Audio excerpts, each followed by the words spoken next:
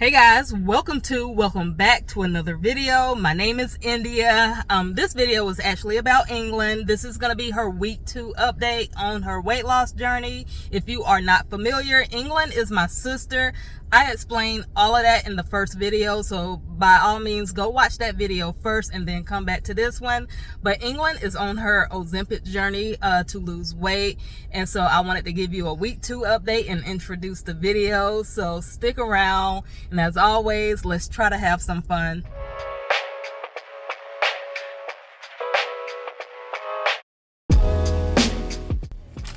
Alright guys, England is about to prep her needles and everything, her medicine, so I can actually inject her with her 3rd dosage.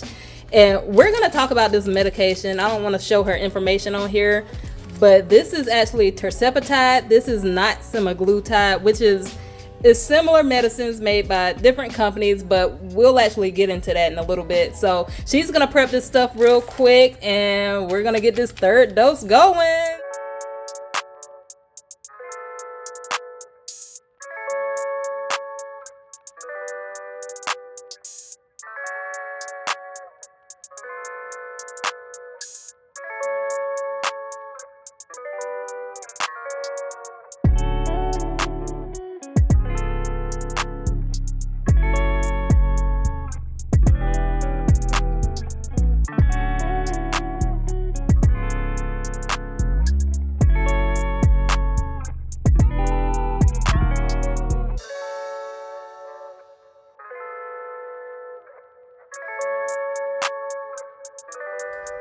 I'm scared.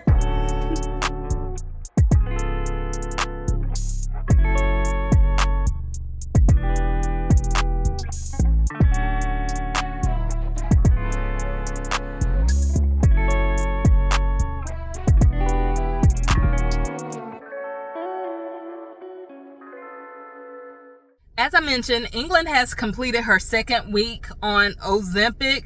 We're going to talk about the medication real quick, but I did want to, yeah, actually, let's get into that right now, guys. So, I believe a lot of times people just refer to their weight loss medication or injections as Ozempic because Ozempic is where it all started, okay? Ozempic is like the OG, and then from there, other medications were created. And so last week, I was talking a little bit about semaglutide and how she was on semaglutide, she was on Ozempic, how she was doing her injections. But to be honest, there are really 2 main weight loss medications. So you have the semaglutide and the tirzepatide, right? And so a lot of people want to know what is the difference between the 2 medications. I'll get into that. They work similarly, but you have your semaglutide, which is what we talked about last week.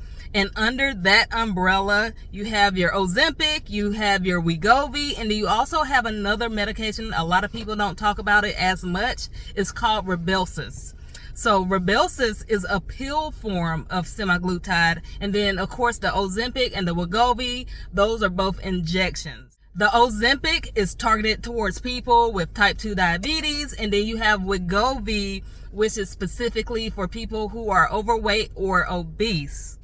And so now we have the tirzepatide. So the tirzepatide is actually what England has been taking for the past couple of weeks, okay?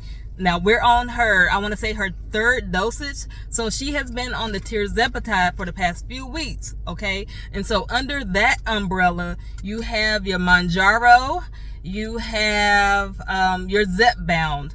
And so your Mounjaro, that is specifically for people with type 2 diabetes. And then you have Zepbound, which is prescribed for people with obesity.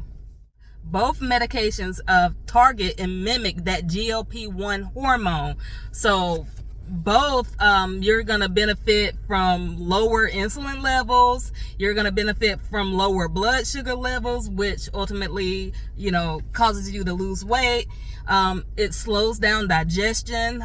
It affects your brain. So you're taking care of your cravings, the food noise, your hunger. So both medications work to mimic that GLP-1 hormone.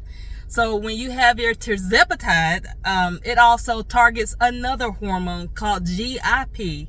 And so I'll put that information on the screen. And like I said, both are similar. That tirzepatide targets your pancreas as well, but I'm not going to get into the science. Again, I'll leave some videos linked in my description box if you guys want to learn more about these medications specifically, or if this is something you want to attempt or talk to your doctor about. And so to clear that up, England is not currently on Ozempic.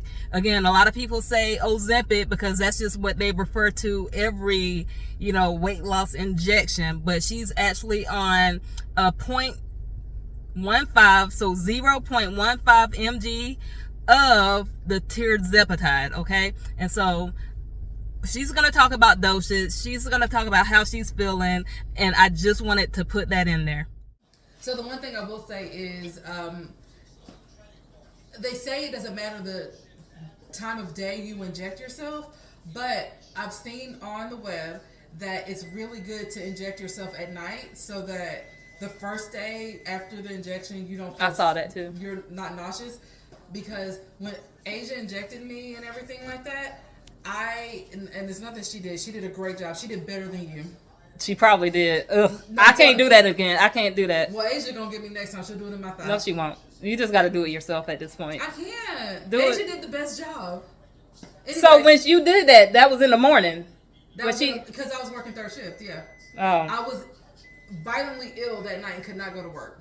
Like, I was nauseous. I remember that. They were like, sleep through the nausea. That's why you should take it at night, so that you can sleep through the nausea, because you're very nauseous the first. Okay. So what dosage did you take? Because we never mentioned the amount of medication you were prescribed the first round or for the first month. I was prescribed, was it in milligrams, I think? So yeah, milligrams, mg. 0.15. 0.15, and I'm gonna leave that on the screen too. So yeah. I feel like that's the lowest dosage. Yeah, the very much the lowest. And I did a little over 0.15 this time around. I did closer to 0.20 because I've been eating through it. Like, it has not only been the first day feeling nauseous. Yeah. I've been eating through it, so I'm like, maybe. And I think I lied about my weight too. Okay. And then you took it more frequently. I was 233 pounds when I started. Okay. Okay. Okay. All right. Hanging out at the vet's office, waiting to hear back about my dog and his paw. Dog and his paw. My dog and his paw. And it makes me want to stress eat. I hate having to sit doggy. So anybody that knows me, they know that I'm obsessed with my dog. So him being sick and not up to his normal self, he ended up just having an infection on his paw, and he needs to leave it alone, keep his cone on. But I'm going to stress eat. But I will say this.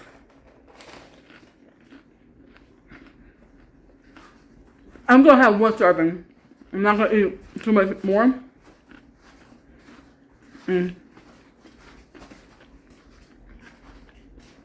But I will say this. Near the end of the week, on my GLP-1, is that what they're called? Journey. Near the end of the week, all of the feelings of nausea and not being hungry, that dissipates. And you definitely get super hungry again. And so it's definitely the end of the week for me. So I'm super hungry. But because I don't like wasting money, and my biggest pet peeve is wasting my time, I'm going to definitely still control my diet, and I'm not going to overeat.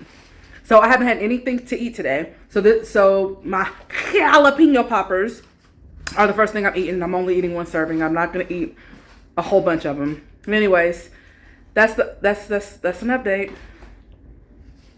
Yeah.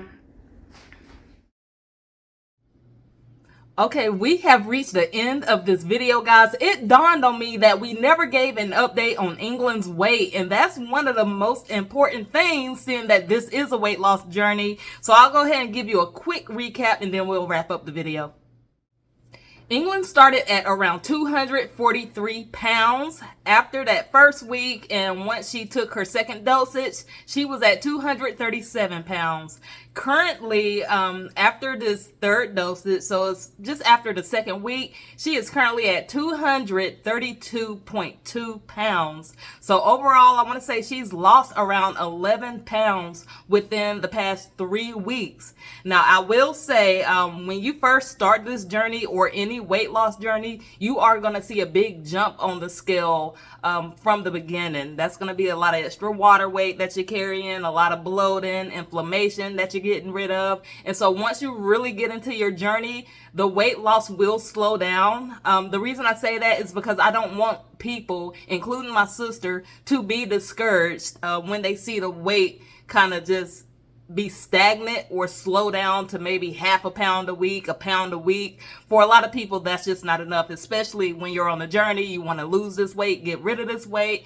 You know, a lot of people want to see that big jump on the scale. So if you are someone and you are on your weight loss journey, don't expect to see a big jump on the scale every week. Keep going, keep being encouraged. And also on the same lines, when you are weighing yourself, you have to be very careful. The scale is very tricky, so be careful when you are weighing yourself. Try to weigh yourself at the same time every single day, when you are fasted, when you haven't had anything to eat, to drink, after you have emptied your bladder. So, you know, all that matters. You know, make sure you're wearing either the same outfit or make sure you are not wearing any clothing at all. I'm a fan of getting on the scale with nothing on. You know, for the most accurate scale reading. And so make sure you're just being consistent when you're weighing yourself. I noticed that with my sister, she's not very consistent when she weighs herself. So we're going to try to get her to be a little bit more consistent. You know, make sure your scale is up to date, good batteries. Make sure you're weighing yourself on a hard, flat surface. So don't put your scale on carpet. Don't put your scale on a surface that has any kind of texture. It's best to do it in the bathroom or a kitchen where you know the floor is going to be like a hard surface.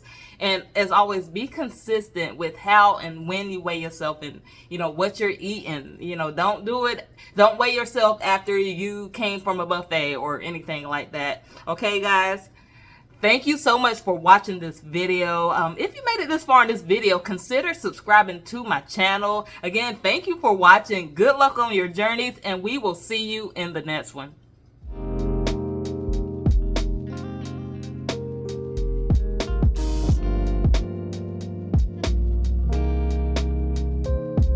Look, saint versus sinners, the poor versus riches, top ramen place versus 5-star dinners. Wonder why I fit in, the humblest.